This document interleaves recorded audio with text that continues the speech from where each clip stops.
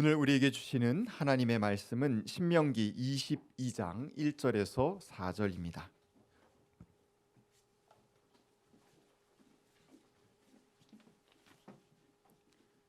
당신들은 길 잃은 이웃의 소나 양을 보거든 못 본 채 하지 말고 반드시 끌어다가 그 이웃에게 돌려주어야 합니다.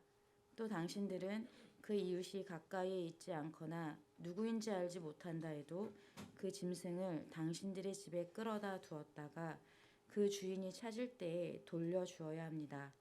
나귀도 그렇게 하고 옷도 그렇게 하십시오. 그 밖에도 이웃이 잃은 것이 무엇이든지 당신들이 발견하거든 그렇게 하고 못 본 채 하지 마십시오. 이웃의 낙이나 소가 길이 쓰러져 있는 것을 보거든 못 본 채 하지 마십시오. 당신들은 반드시 그 이웃을 도와 그것을 일으켜 주어야 합니다. 이는 하나님의 말씀입니다.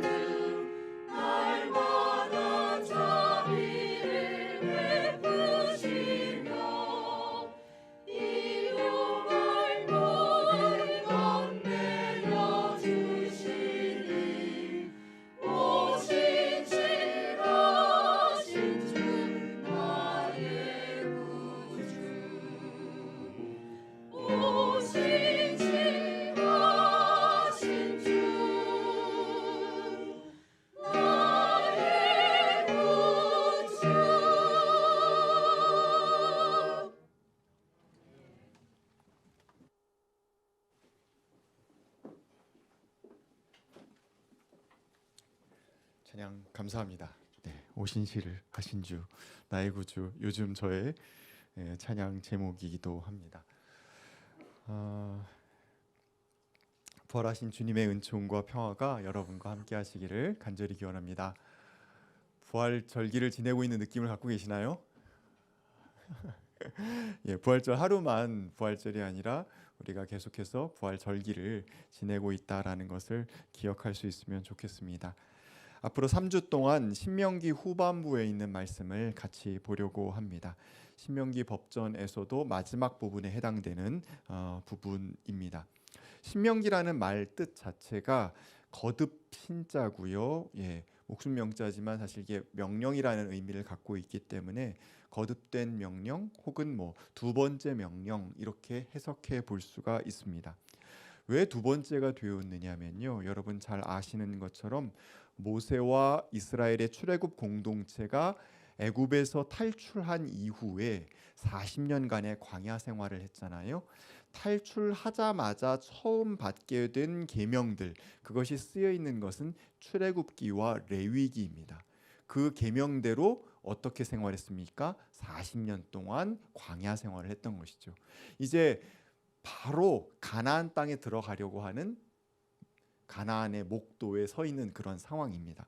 거기에서 모세가 죽기 직전, 입성 직전 40년 생활의 마지막 시기에 다시 그 처음의 명령을 재진술한 것이 바로 신명기라고 이렇게 볼 수가 있습니다. 그러다 보니까 좀 변화가 생겼어요. 가장 대표적인 변화는 그들이 앞으로 맞닥뜨리게 될 가나안 땅에서 어떤 삶을 살 것인가에 대한 대비책이었습니다. 이방 지역에 들어가서 살다 보면 어쩔 수 없이 서로 간에 영향을 주고받을 수밖에 없기 때문에 정체성의 혼란을 겪을 수밖에 없게 됩니다. 그때 그들의 중심을 유지하기 위해서 어찌해야 하나 하는 것이 신명기 법전 가운데서 중요한 내용 가운데 하나라고 말씀드릴 수 있습니다. 그러다 보니 신명기는 더더욱 성전 중심적인 문서로 분류되기도 합니다. 이렇게 변화한 내용도 있지만 변치 않은 내용도 있습니다. 여러분 잘 아시는 것처럼 하나님을 사랑하고 이웃들을 사랑하며 섬기는 삶을 살아야 된다라는 그 명령에 있어서는 전혀 변하지 않고 있습니다. 특별히 학자들은 이것을 출애굽 정신 이렇게 표현을 하는데요. 애굽의 바로 아래에서 노예 생활을 하다가 그들은 탈출한 것이잖아요. 그렇기 때문에 어려움을 함께 겪다가 탈출해서 또 광야 생활 40년을 겪으면서 그 고난의 행군의 시간 동안에 같이 공유할 수밖에 없었던 동지애라는 것이 있습니다.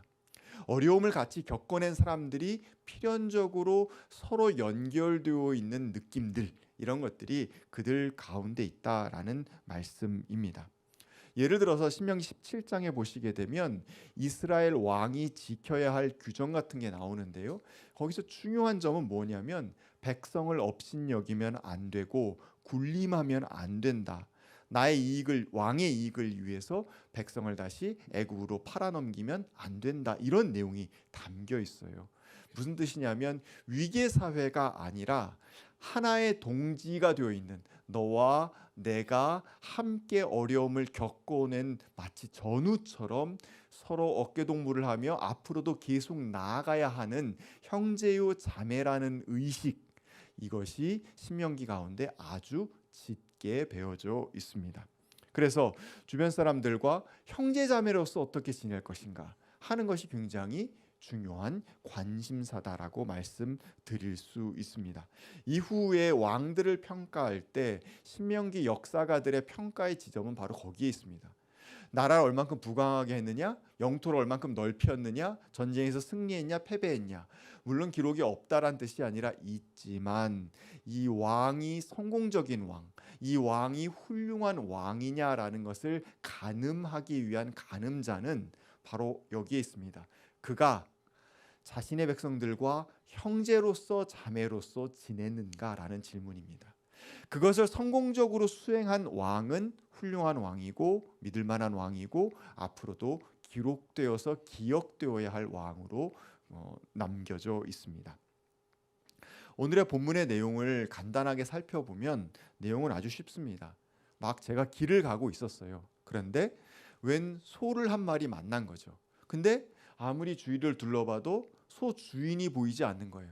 혼자 지금 이 소가 어디를 가야 할지 모른 채 길을 잃고 헤매고 있는 상황입니다. 그때 저는 어떻게 해야 합니까? 어려운 질문인가요? 네, 잡아먹어야 됩니까?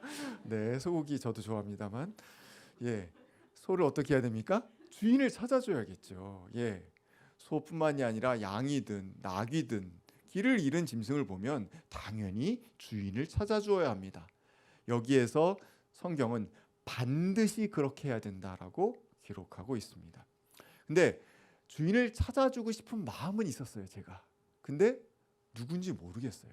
이 소가 저 뒷집 소도 아닌 것 같고 앞집 소도 아닌 것 같고 도대체 우리 동네에서 봤던 소가 아니에요. 그러면 어떻게 될까요? 아니 같이 성경 읽었잖아요. 네. 예. 그럼 어떻게 해야 됩니까? 주인이 올 때까지, 주인이 찾으러 올 때까지 내가 우리 집으로 데려가서 꼴을 먹이고 물을 먹이면서 내가 나의 품을 들여서 키워야 된다라는 겁니다. 잡아먹지 말고요. 그랬다가 주인이 돌아왔을 때 그 소를 돌려주어야 한다라는 것이 이 내용입니다. 아주 간단한 규정이라고 표현할 수 있을 것 같습니다. 물론 우리는 유목민이 아니기 때문에 이건 내 이야기가 아닌데 저기 중동 지역이나 혹은 지금 소를 키우고 있는 사람이나 얘기지 내 얘기는 아닌데라고 할 수도 있겠지만 이 규정을 좀 우리의 삶 속에 확대해서 생각해 보도록 하겠습니다. 이 성경의 규절 가운데에서 반복해서 나오는 내용이 있습니다. 못 본 채 하지 마십시오입니다. 참 이게 아이러니한 건데요. 못 본 채 하지 말라는 이야기는 어떨 수 있다라는 얘기입니까? 못 본 채 할 수 있는 상황이라는 거예요. 내가 길거리에서 소를 만났는데 양을 만났는데 주변을 둘러봐도 주인도 없을 뿐만이 아니라 사람들도 없어요. 내가 홀랑 가져가다가 잡아먹어도 아무도 알 수 없는 그런 상황이다라는 거예요. 그때 어떻게 하겠습니까? 라는 것이 성경의 우리를 향한 질문인 것입니다. 우리는 그냥 이웃의 곤란, 어려움, 손실을 못 본 채 할 수 있습니다. 그냥 지나갈 수 있는 거죠. 내가 꼭 범죄를 저질러서 훔쳐가지고 잡아먹지는 않는다 하더라도 안 보이네 하고서 난 갈 길이 바쁘네 하고 가버릴 수 있다라는 거예요. 그런데 성경은 뭐라고 이야기하는 겁니까? 절대로 못 본 채 하지 말라고 이야기하는 겁니다. 1차적으로는 내 공동체 가운데 속해 있는 사람들의 소유물을 보존시키는 데 있어서 나도 기여해야 된다. 나도 책임이 있다라는 의미이기도 합니다. 물론 가볍게 잠깐 맡아주는 건 가능해요. 반나절 내가 이 소를 좀 우리에다가 묶어두는 것 가능해요. 근데 그게 하루가 지나고 일주일이 지나고 한 달이 지나는 동안 계속 나는 개를 꼴을 먹이고 물을 먹이고 혹은 양을 같이 데리고 다니면서 키우고 지키고 모든 뒤치다꺼리를 다 해야 되는 상황이라고 한다면 이건 문제가 좀 달라질 수밖에 없지 않습니까? 게다가 혹시라도 그 짐승이 아프기라도 하면 어떡합니까? 불미스러운 일이 생겨갖고 비실비실하다가 죽었어요. 주인이 나타나고 내 거 내놔, 여기 있다란 소문 듣고 왔다고 내 거 내놓으라고 했는데 걔 죽었어. 네가 어떻게 그럴 수가 있냐라고 한다면 어떻게 하겠습니까? 참 단순한 문제가 아닙니다. 못 본 채 하고 넘어가는 것이 사실은 손쉬운 일인 거죠. 대개 현대인들은 저도 그렇지만 어떤 다른 사람의 문제에 깊이 연루되는 거를 그닥 좋아하지는 않습니다. 못된 마음이 있어서가 아니에요. 다른 사람 돕기 싫어서가 아닙니다. 그냥 그러다가 혹시 서로 좀 관계가 난처해지면 어떨까 하는 걱정이 질에 앞서기 때문에 뭔가 연루되는 것, 연결되는 것을 섣불리 선택하기 어려운 마음이 우리 가운데 있습니다. 그런 우리의 마음을 향하여서 성경이 지금 말씀하는 겁니다. 못 본 채 하지 마십시오. 사실 이 말씀의 원형은 출애굽기 23장 가운데 찾을 수 있습니다. 그런데 같은 내용인데요. 여기에 하나의 내용이 더 덧붙여져 있습니다. 무엇이냐면 너희가 그 길 잃은 소, 양이 원수의 것이라 할지라도 너희는 그를 돌봐야 된다라는 거예요. 길 잃고 쓰러져 있는 소나 나귀가 심지어 원수의 것이라고 할지라도 못 본 채 하지 말으라는 것이죠. 그리고 오히려 이것을 하나님께서 주신 기회로 선용할 것을 성경은 은연중에 말씀하고 있는 겁니다. 원수와 이번 기회를 통해서 화해할 것을. 야, 내가 네 소 데리고 있어 라고 하며 소를 돌려주면서 야, 그간 우리 힘들었지만 어려움이 있었지만 이제 좀 풀어보자 라고 할 수 있는 기회로 삼으라는 뜻도 담겨 있는 것입니다.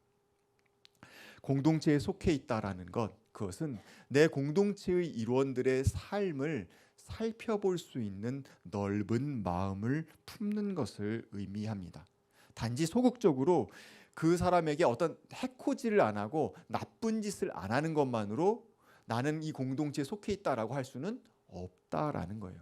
물론 그러면 안 되죠. 예, 그러면 안 되죠. 그거는 1차적으로 당연한 것이지만 그것으로만은 만족할 수 없다라는 거예요. 예를 들어서 가족끼리 그래, 부부 사이에 내가 너한테 범죄를 저지르진 않았으니까 나는 훌륭해라고 이야기한다고 한다면, 부모 자식 간에 내가 부모님한테 혹은 내가 자식한테 범죄를 저지르진 않았으니까, 범법 행위를 하진 않았으니까 우리의 관계는 참 훌륭해라고 이야기할 수 있겠습니까? 그렇지는 않잖아요.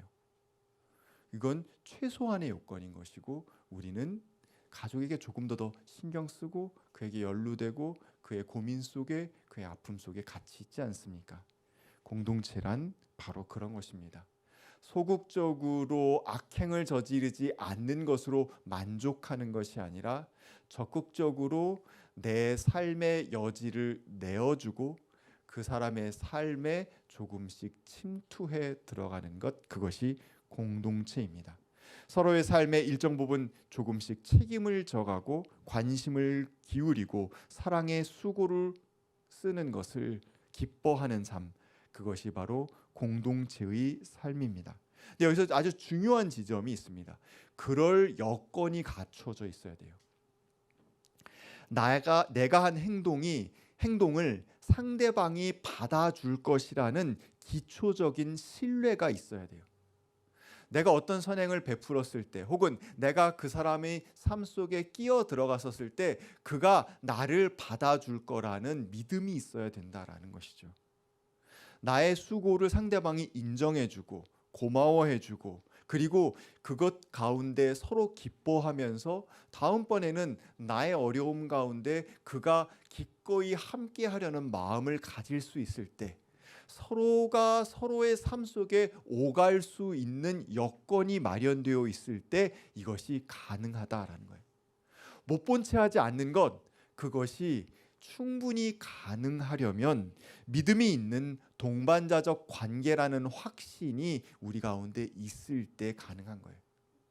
내가 이 사람의 이렇게 얘기했는데 혹시 이것 때문에 나를 미워하지는 않을까라는 마음이 더 크고 더 앞선다라고 한다면 결코 한마디도 꺼낼 수 없겠죠. 하지만 내가 한 이야기를 이 사람이 고깝게 생각하지 않고, 내가 끼어드는 일들이 이 사람이 기분 나빠하지 않고 순수한 마음으로 받아줄 거야 라는 확신이 있게 될 때 우리는 끼어들 수 있는 것이고, 못 본 채 하지 아니하고 관여할 수 있는 것이고 연루될 수 있다라는 것입니다.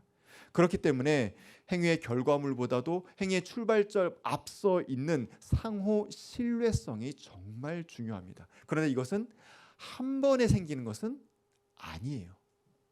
관계를 맺어간다라는 것은 아주 조금씩 이 상호 신뢰성이 늘어가는 시간을 같이 사용한다라는 의미를 가지고 있습니다. 여기에 있는 분들은 오랜 시간 함께 하셨던 분들도 물론 계시지만 상당수의, 사실 어떻게 본다면 거의 대다수의 분들은 처음 만나신 분들도 있고 얼굴이 낯선 분들도 있을 겁니다. 그런데 우리가 공동체란 이름 아래에 함께 묶여 있는 거예요. 참 낯섭니다. 그때 기독교인으로서 내가 조금 더 뭔가 사랑을 베풀고 희생하면서 뭔가를 해야 될 것 같은 마음도 들긴 하는데, 괜히 여기서 이러다가 내가 나댄다는 소리나 듣는 것 아닌가, 이런 생각도 들고 마음속에서 어떻게 해야 될지 모르게 요만큼 해봤다가 다시 줄였다가 해봤다가 줄였다가 하는 것을 하게 돼요. 그러면서도 또 한편으로는 내가 이렇게까지 해야 돼? 하는 마음을 갖게 되기도 합니다. 그 모든 시간이 다 소중합니다. 그 모든 시간이 반드시 거쳐야 하는 시간이에요. 그것은 낭비되는 시간이 아니라 더 깊은 신뢰를 향하여서 나아가는 과정입니다. 이 과정 없이 이것은 우리에게 획득되지 않는다라는 것을 우리는 명심해야 됩니다. 시간이 걸리는 일이에요.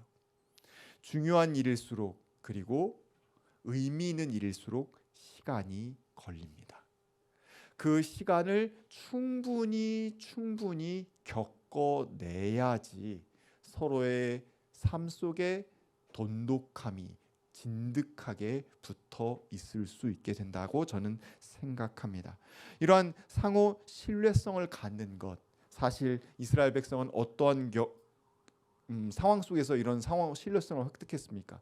함께 탈출하면서, 그 어려운 일을 함께 하면서, 홍해가 눈앞에 있는 가운데 이제 다 죽었구나, 내 뒤에 있는 군대에게 우리는 죽을 수밖에 없구나라는 위기 상황 속에서 40년의 광야 생활을 하는 그 시간 동안에 그들은 그 시간을 거치면서 그런 상호 신뢰성을 획득한 거예요.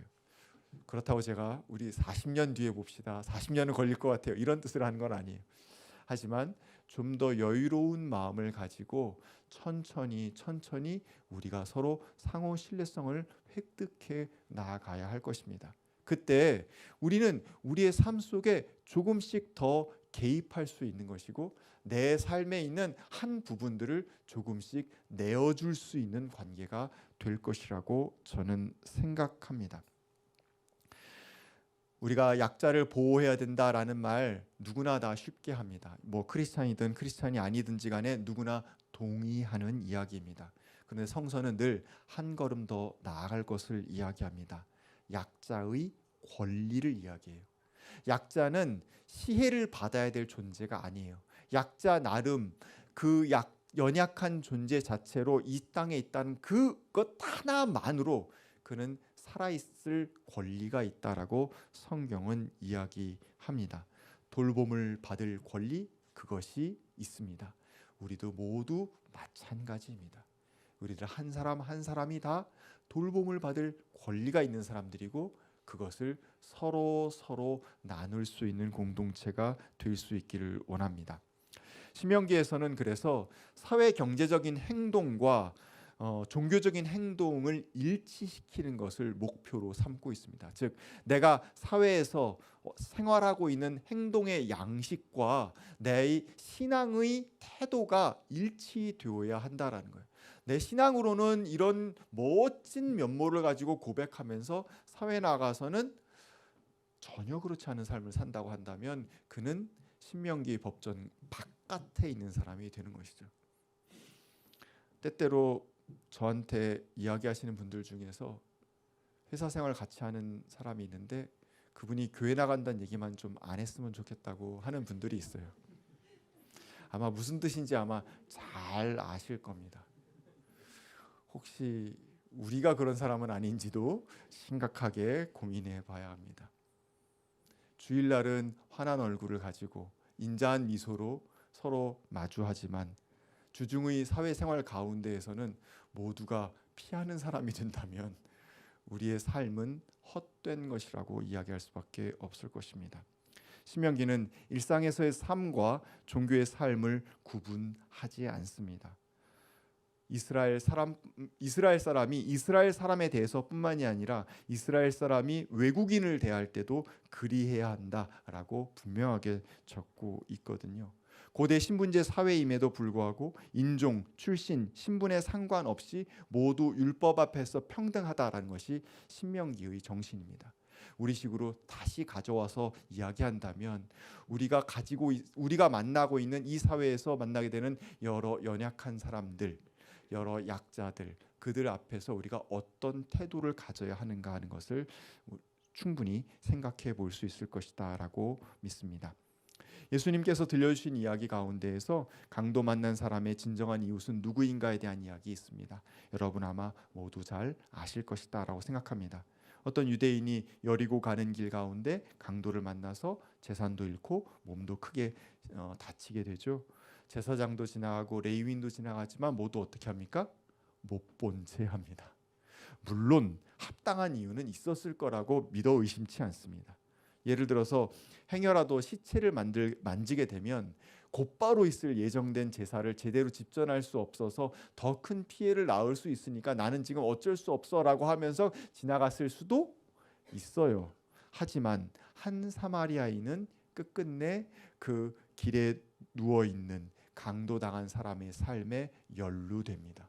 알지 못함에도 불구하고 그와 삶을 나눕니다. 숙소로 옮겨주고 치료비까지 지불합니다. 예수님은 누가 강도 만난 자의 이웃이냐고 우리에게 묻습니다. 기꺼이 연루된 사람, 못 본 채 하지 않은 사람, 그 사람이 바로 이웃입니다. 이웃이 된다는 것, 그렇기 때문에 그것은 타인과 연결되는 것입니다. 타인과 연결되는 것, 물론 말은 좋죠. 항상 상쾌하고 쾌청한 시간만 있을 줄 압니까? 단언컨대 아닙니다. 타인과 연결되어서 지내다 보면 때때로 그 곤경과 힘듦, 또 위험과 부정함을 감수해야 하는, 나도 같이 겪어야 되는 순간들이 분명히 있습니다. 즐겁기만 한 것 결코 아닙니다. 하지만 그럼에도 불구하고 연루되기를 주저하지 않는 것, 그것이 크리스찬의 삶이라고 성경은 이야기하고 있습니다. 왜 그래야 하느냐라고 묻는다면 이렇게 답변하겠습니다. 주님께서 우리를 보고 계시기 때문입니다. 아무도 못 보는 바로 그 순간에도 주님은 우리와 동행하시고 우리가 못 본 채 하는지 본 채 하는지 다 알고 계신다라는 것을 기억해야 합니다. 그러니 못 본 채 하지 말고 내 곁에 있는 이웃의 삶을 유심히 살펴보시기 바랍니다. 그리고 그의 삶에 연루되기를 주저하지 마시기 바랍니다. 기꺼이 함께 길을 걸어가실 수 있는 여러분과 제가 되기를 간절히 기원합니다. 함께 주신 말씀 두고 거듭의 기도 드리겠습니다.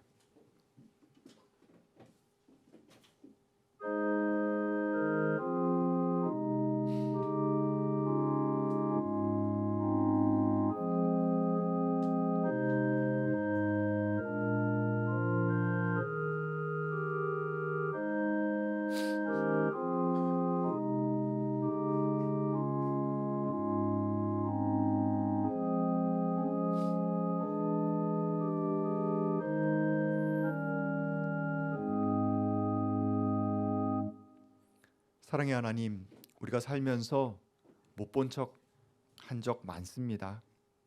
그냥 넘어간 적 많습니다. 하지만 주님, 오늘 주신 말씀 앞에서 저의 삶을 재정렬하겠습니다. 기꺼이 이웃과 함께 삶을 나누겠습니다. 지금은 조금밖에 못할 것 같습니다. 하지만 주님, 이 시간이 깊어지면 깊어질수록 우리의 관계도 깊어지고 내가 나누고 내가 연루될 수 있는 부분과 정도도 더욱더 깊어질 것이라고 믿습니다. 그 시간 충실하게 걸어갈 수 있도록 인도하여 주시옵소서. 이웃을 사랑한다라는 것이 우리의 입술에만 머무르는 것이 아니라 그것이 우리의 몸을 통과하여서 우리의 손끝으로 나아갈 수 있도록 인도하여 주시옵소서. 예수님의 이름으로 기도하였습니다. 아멘.